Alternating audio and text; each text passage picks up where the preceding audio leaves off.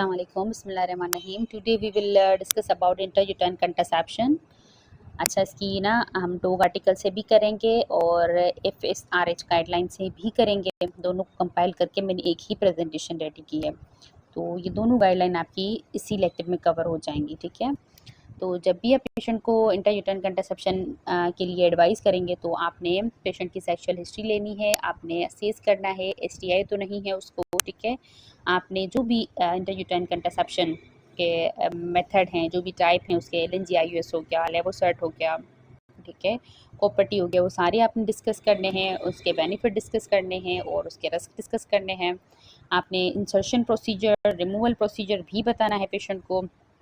आपने यूके में eligibility criteria confirm करना है कि कोई कंट्राइंडिकेशन तो नहीं है। ठीक है, अच्छा, उसके अलावा आपने कंसर्न लेना है और आप बाय मैनुअल एग्जामिनेशन करेंगे ताकि कोई फाइब्रॉइड तो नहीं है। आपने स्पेक्यूलम एग्जामिनेशन करनी है, सर्वाइकल स्टेनोसिस तो नहीं है। ठीक है, तो उसके बाद अगर आपका क्राइटेरिया मीट होता है ना, तो फिर आप प्रोसीड कर सकते हैं। फिर आपने उससे पूछना है कि उपसी की हिस्ट्री लेनी है आपने। ठीक है, तो या कोई और कंट्रासेप्शन मेथड तो नहीं ले रही। अच्छा, मेंस्ट्रुअल साइकिल की 1 to 5 डे तक ना आप दे सकते हैं, इंसर्ट कर सकते हैं, कोई एडिशनल प्रिकॉशन लेने की ज़रूरत नहीं है। विद इन 21 डेज पोस्टमार्टम भी आप दे सकते हैं उन पेशेंट्स में जो कि नॉन ब्रेस्ट फीडिंग है। जो कि फुली ब्रेस्ट फीडिंग है उनमें आप विद इन 6 मंथ दे सकते हैं। और अगर कोई सेक्सुअल हिस्ट्री नहीं है मोर देन 21 डेज अगो और PTB नेगेटिव है तो इन पेशेंट्स में भी आप इंसर्ट कर सकते हैं। इसमें आपको एडिशनल प्रिकॉशन लेने की ज़रूरत नहीं है अगर ये आपका क्राइटेरिया मीट नहीं कर रहा। ठीक है, तो फिर आपने करना क्या है, आप अभी इंसर्ट नहीं करेंगे, आपने उसको कोई ब्रिजिंग कंट्रासेप्टिव मेथड एडवाइस कर देना है। फॉर एग्जांपल आप उसको POP देते हैं या OCP देते हैं 21 डेज के लिए। ठीक है, उसके बाद फिर आपने उसकी UPT करनी है, UPT नेगेटिव आती है तो फिर आप इंसर्ट कर सकते हैं मेंस्ट्रुअल साइकिल के 1 to 5 डे पर। ठीक है, अच्छा, अब आ जाते हैं कि क्या क्या टाइप्स हैं। मायरीना है और LNG IUS की ना 4 टाइप्स हैं डिवाइसेस के, मायरीना, लेवोसर्ट, कैलिना और जेडीज। अब इनमें है क्या कि LNG की डोजेज चेंज है। ठीक है, मायरीना में है 52 और लेवोसर्ट में भी 52 ही है। ठीक है, बट इंसर्टर की साइज थोड़ी चेंज है इन दोनों में। मायरीना में 4.4 है और लेवोसर्ट में 4.8 है।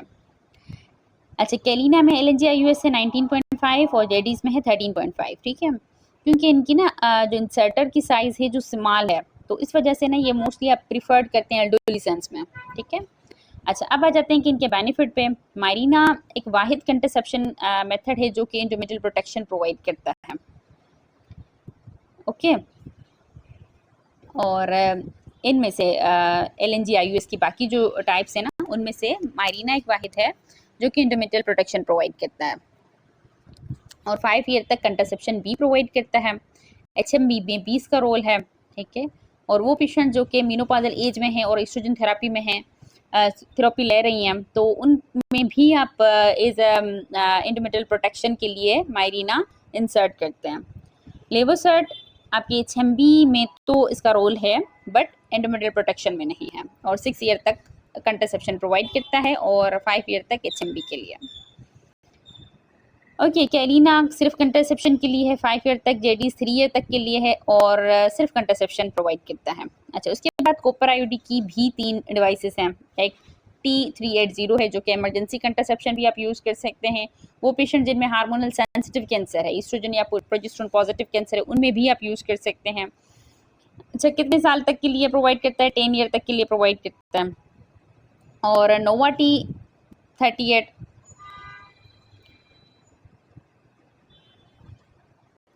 अच्छा, नोवा T38 है ना, वो सिर्फ कंट्रासेप्शन प्रोवाइड करती है। ठीक है, और उसके अलावा गाइनीफिक्स, उसमें भी कॉपर IUD है, वो भी अब सिर्फ कंट्रासेप्शन प्रोवाइड करती है। तो सिर्फ आपकी जो कॉपर IUD T380 है ना, वो आपकी इमरजेंसी कंट्रासेप्शन प्रोवाइड करती है। ठीक है, बाकी नोवा टी और गाइनीफिक्स दोनों 5-5 साल के लिए आप दे सकते हैं। अच्छा, अब इनकी मैकेनिज्म ऑफ एक्शन देखते हैं। LNG IUS जो कि हार्मोनल है। ठीक है, प्रोजेस्टेरोन है। प्रोजेस्टेरोन का क्या फंक्शन है कि वो सर्वाइकल म्यूकस को थिक करता है, एंडोमेट्रियम को थिन करता है, ओव्यूलेशन मेंटेन होती है इससे। अच्छा, जो इन पेशेंट्स को आप LNG IUS 52 milligram at means की मायरीना देते हैं ना, तो उनमें इम्यूनिटी डेवलप हो जाता है 20% तक विद इन 1 ईयर। अच्छा, आपने पेशेंट को काउंसिल करना है कि स्टार्टिंग में 3 to 6 मंथ तक इरेगुलर और लाइट स्पॉटिंग हो सकती है, और क्या क्या पॉसिबल साइड इफेक्ट हो सकते हैं LNG-IUS के, हेडेक हो सकता है, एक्नी हो सकता है, जो भी प्रोजेस्टेरोन के साइड इफेक्ट हैं, ब्लोटिंग, ब्रेस्ट टेंडरनेस। अच्छा, यूके में क्राइटेरिया में ना ब्रेस्ट कैंसर आ जाता है, ब्रेस्ट कैंसर एब्सोल्यूट कंट्राइंडिकेशन है, इसमें आपने LNG-IUS नहीं देनी। जैसे ही आप LNG-IUS रिमूव करेंगे तो फर्टिलिटी इमीडिएटली रिटर्न हो जाएगी। ओके। अच्छा, अब आ जाते हैं कि कॉपर आयोडी जो कि नॉन हार्मोनल है, ये करता है क्या है कि एक तो स्पर्म मोटिलिटी को रिड्यूस करता है, और जो इंटरमिटेंट एनवायरनमेंट है ना उसको डैमेज करता है, एंडोमेट्रियम को इतना इन्फ्लैम्ड, इतना थिन करता है कि इम्प्लांटेशन ही नहीं हो पाती। तो इसी वजह से मोस्टली आप ना इसका जो इफेक्ट है वो ओव्यूलेशन पे नहीं है, वो इम्प्लांटेशन पे है। तभी आप इसको as emergency contraception method use करते हैं पोस्ट ओव्यूलेशन भी, क्योंकि ओव्यूलेशन को तो इनहेबिट करता ही नहीं है, ओव्यूलेशन के बाद ही इम्प्लांटेशन होती है ना, तो ये इम्प्लांटेशन को इनहेबिट करता है, उसको नहीं करने देता। ठीक है, जब एंडोमेट्रियम को ही तबाह कर देता है तो फिर इम्प्लांटेशन होगी ही नहीं।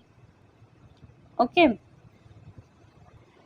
अच्छा, उसके अलावा इसका कोई रोल नहीं है HMB में, उल्टा ये HMB और डिस्मेनोरिया दोनों को वर्सन करता है, और आप हार्मोनल सेंसिटिव कैंसर में भी दे सकते हैं क्योंकि ये नॉन हार्मोनल मेथड है।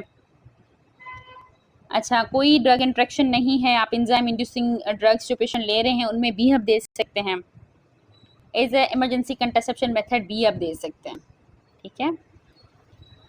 अच्छा, अब जब भी आप पेशेंट को इंसर्ट करेंगे ना तो आपने सबसे पहले तो प्रेगनेंसी एक्सक्लूड करनी है, आपने STI की स्क्रीनिंग करनी है, अगर हाई रिस्क पेशेंट है, सिम्टोमेटिक है तो फिर आपने वेट करना है रिजल्ट का, और अगर असिम्टोमेटिक है, लो रिस्क है ना तो फिर आपने वेट नहीं करना, आप इंसर्ट कर दें, और फिर अगर पॉजिटिव रिजल्ट आती है तो फिर आप इसको ट्रीट कर दें। ठीक है।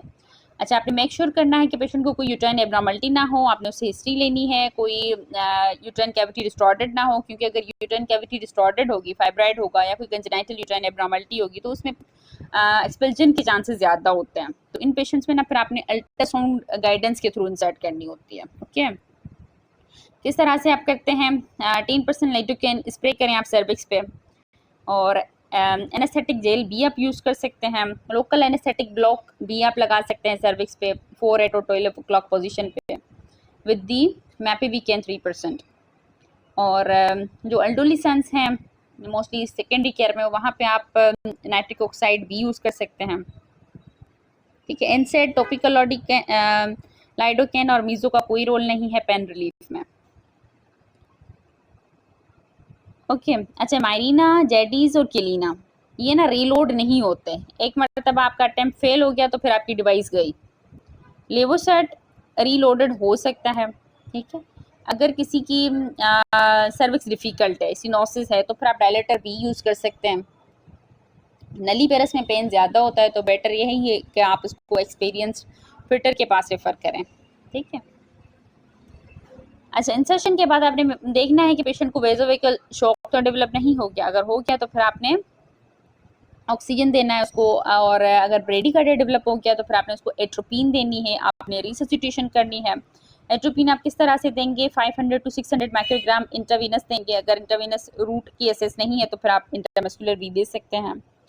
अगर पेशेंट बिल्कुल ओके है वाइटली तो फिर आपने कंफर्म करना है कि प्लेसमेंट हो चुकी है, और आपने डॉक्यूमेंटेशन करनी है, और पोस्ट इंसर्शन आपने पेशेंट को क्या एडवाइस करना है कि क्रैम्पिंग हो सकती है, इरेगुलर ब्लीडिंग भी 3 to 6 मंथ तक हो सकती है अगर LNG-IUS आपने इंसर्ट की है तो।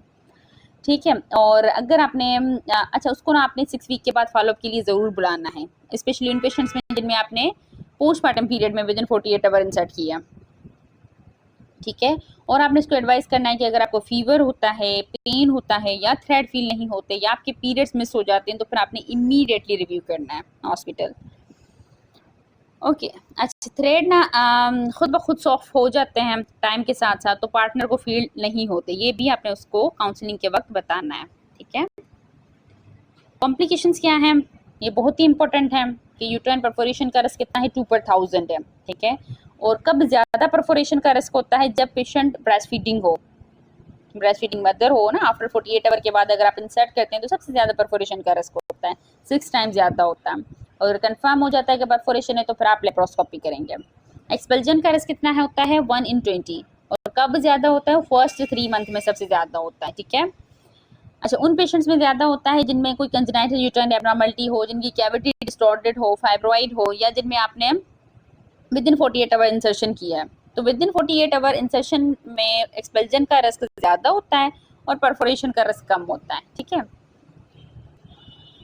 अच्छा, इन पेशेंट्स को आपने करना क्या है कि आपने जब भी आप इंसर्ट करते हैं ना पोस्टमार्टम पीरियड में, तो आपने पेशेंट को फॉलो पे बुलाना है 6 वीक के।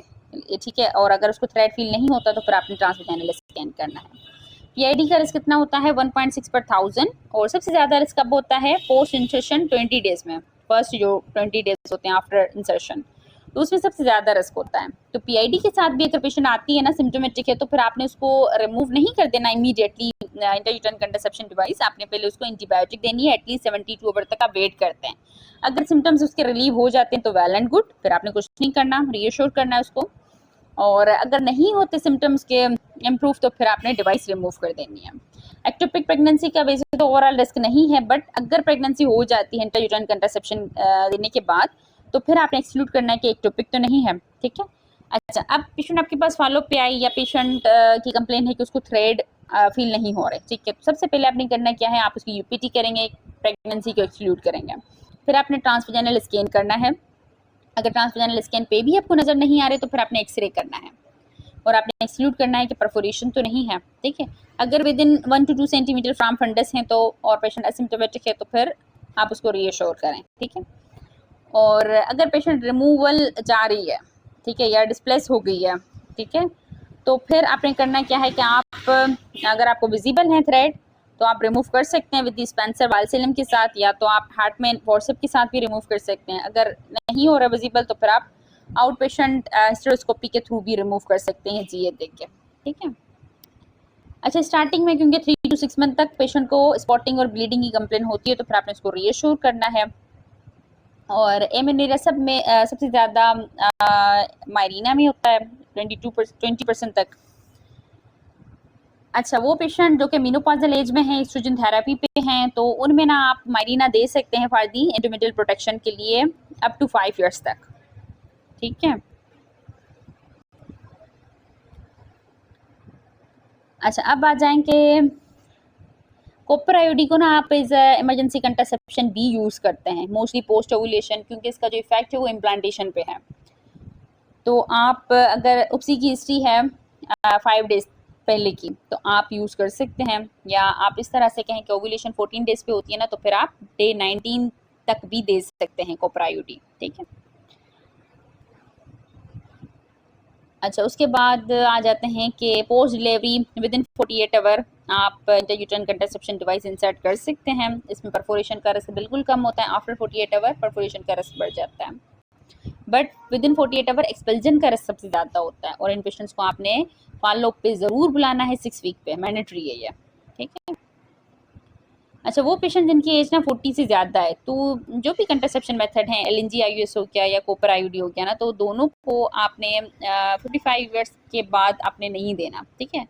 अच्छा, अगर आप कॉपर आईयूडी दे रहे हैं ना 40 ईयर तक आपने उसको इंसर्ट की है, तो फिर आप 51 जैसे उसको मेनोपॉज डेवलप हो जाता है, ठीक है, तो उसकी जो एलएमपी है उसके 1 साल बाद आप रिमूव कर दें। ठीक है। अगर उसकी एलएमपी आफ्टर 50 ईयर है, तो फिर आप 1 साल के बाद रिमूव करेंगे। अगर उसकी एलएमपी जो है वो 50 ईयर से पहले की है, तो फिर आप 2 साल के बाद रिमूव करेंगे। ओके। मायरीना का भी इसी तरह से है कि मायरीना इज अ कंट्रासेप्शन मेथड आप 5 ईयर तक के लिए देते हैं। ठीक है। और ये एचएमबी के लिए 7 ईयर तक आप यूज़ कर सकते हैं। आप कंट्रासेप्शन मेथड 50 ईयर के बाद 55 ईयर के बाद कोई भी कंट्रासेप्शन मेथड नहीं देते। और अगर एंडोमेट्रियल प्रोटेक्शन के लिए आपने देना है, तो फिर आप मायरीना देंगे, लेवोसर्ट नहीं देंगे, क्योंकि वो एंडोमेट्रियल प्रोटेक्शन प्रोवाइड नहीं करता। एडोलेसेंस में भी आप इंट्रायूटेराइन कंट्रासेप्शन डिवाइसेस यूज़ कर सकते हैं। जो प्रीफर्ड डिवाइसेस हैं दैट इज़ द जेडीज और केलिना, क्योंकि इनकी जो इंसर्टर डिवाइसेस हैं ना वो सिमिलर हैं। तो इन पेशेंट्स को आपने एसटीआई प्रोटेक्शन के लिए बैरियर मेथड भी एडवाइस करने हैं, क्योंकि intrauterine contraception devices STI protection नहीं प्रोवाइड करती। ओके। नॉन कंट्रासेप्शन बेनिफिट क्या है? मायरीना का तो यही बेनिफिट है कि एचएमबी के लिए बेस्ट है। और अगर आपकी यूट्राइन कैविटी डिस्टॉर्टेड नहीं है, फाइब्रॉइड की साइज लेस देन 3 सेंटीमीटर है या एडिनोमायोसिस है, तो उसमें भी आप यूज़ कर सकते हैं। ठीक है। जब तक पेशेंट के सिम्टम्स कंट्रोल नहीं होते तब तक आप यूज़ कर सकते हैं। मेनोपॉजल एज में भी आप दे सकते हैं माइरिना, अगर पेशेंट एस्ट्रोजन थेरेपी पे है तो फॉर इंटरमिटेड प्रोटेक्शन के लिए आप यूज़ कर सकते हैं अप टू 5 ईयर तक, ठीक है। ओके अच्छा, पीएमएस में भी आप माइरिना यूज़ करते हैं, बट आपने अलोन यूज़ नहीं करना होता, आपने माइरिना के साथ साथ हाई डोज ट्रांसडर्मल स्टेरॉइड भी यूज़ करना होता है, ठीक है। तो पीएमएस में भी इसका रोल है। इंटरमिटेड हाइपरप्लेजिया विदाउट एटीपिया है तो उसमें भी आप माइरिना यूज़ कर सकते हैं। हायर रेगुलेशन रेट है than the oral progesterone, 6 month तक आप यूज़ करते हैं। एटिपिकल में आप यूज़ नहीं करते हैं, हिस्टेक्टमी ही प्रीफर करते हैं, ठीक है। कॉपर आयोडी में भी associated with the reduce endometrial and cervical cancer risk. अच्छा, अब यहाँ पे परफेक्ट यूज़ और टिपिकल यूज़ के जो सक्सेस रेट हैं और फेलियर रेट कितना है, बल्कि देखिए सबसे कम जो फेलियर रेट है ना वो इम्प्लेनोन का है 0.05, परफेक्ट यूज़ में भी और टिपिकल यूज़ में भी, ठीक है। और उसके बाद है LNG-IUS का 0.2, ठीक है। सबसे ज़्यादा किसका है, मेरियर मेथड का सबसे ज़्यादा है। Okay, so that's all about it.